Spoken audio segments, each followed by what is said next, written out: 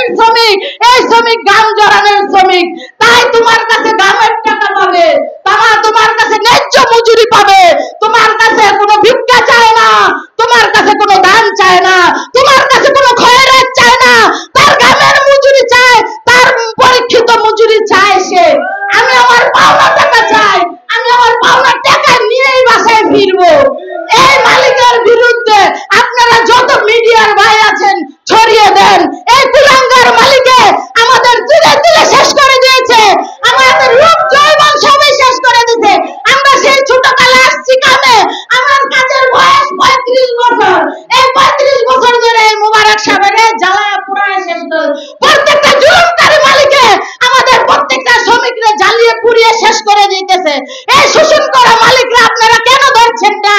তাদের মোটা বান্ডিল আছে দেখে, তাদের মোটা বান্ডিল আপনাদের চেয়ারের তলে যায়, টেবিলের তলে না। আমার কাগজের যদি দাম থাকতো তাই 20 মাস ধরে আমি কাগজ দিতেছি, সেই কাগজ আজকে কোথায়? সেই বিচার আজকে কোথায়? আজকে কেন আমাকে রাস্তায় নামতে হয়েছে?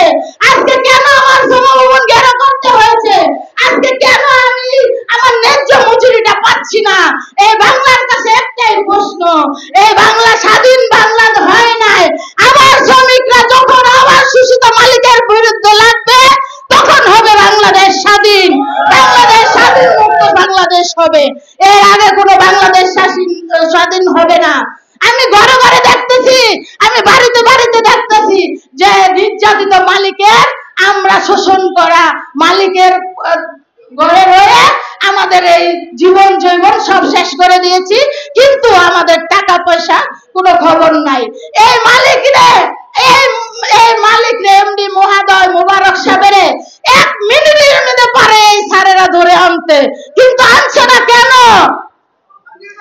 আমার কাগজের থেকে তার বান্ডিলের মূল্যটা অনেক বেশি, তাই আমার কাগজের তার বান্ডিলটা অনেক বেশি মনে হয় দিচ্ছে।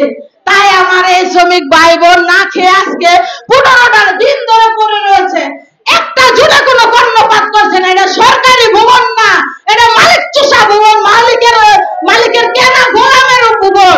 আমি চাই